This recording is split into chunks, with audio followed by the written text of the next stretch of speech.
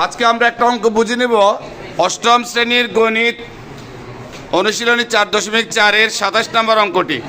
কেমন? ঠিক আছে, সবাই একটু মনোযোগ দিয়ে দেখবে, যারা অঙ্কটা বুঝেনি তারা একটু বুঝে নেবে। আইন বুঝে দাও।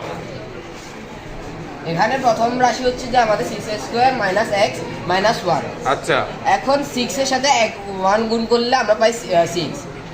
ওটার গুণ ওটা যদি আমরা 3 মানে অর্থাৎ 3 আর 2 দিয়েও 6 আমরা পাওয়া যায়।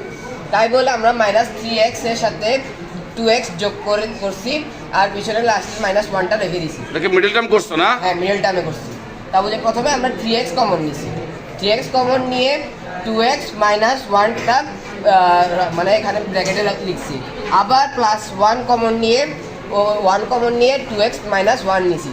তাহলে আমাদের রাশিগুলো কি দাঁড়ায়? 2x - 1 into 3x + 1। তার মানে 2x - 1 কমন নিচ্ছ। হ্যাঁ, 2x - 1 কমন নিচ্ছ আর 3x + 1। দ্বিতীয় রাশি বলো। দ্বিতীয় রাশিতেও আমাদের সেম 3x + 7x + 2। এখানেও মিডল টার্ম হবে। এই 3x² + 7x মানে 3 2 6 হয়।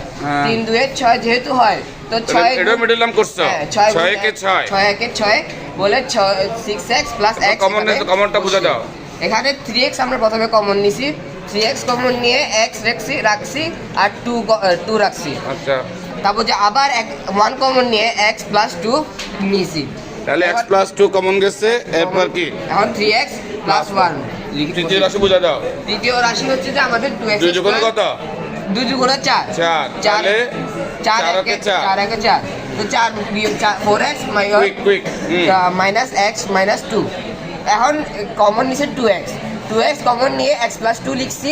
আবার 1 কমন নিয়ে -1 কমন নিলে x এখানে + 2। মাইনাস থাকার কারণে x + চিহ্ন পরিবর্তন হয়েছে এবং x + 2 বসছে। আচ্ছা, তাহলে x + 2 কমন নিছো আর আছে 2x - 1।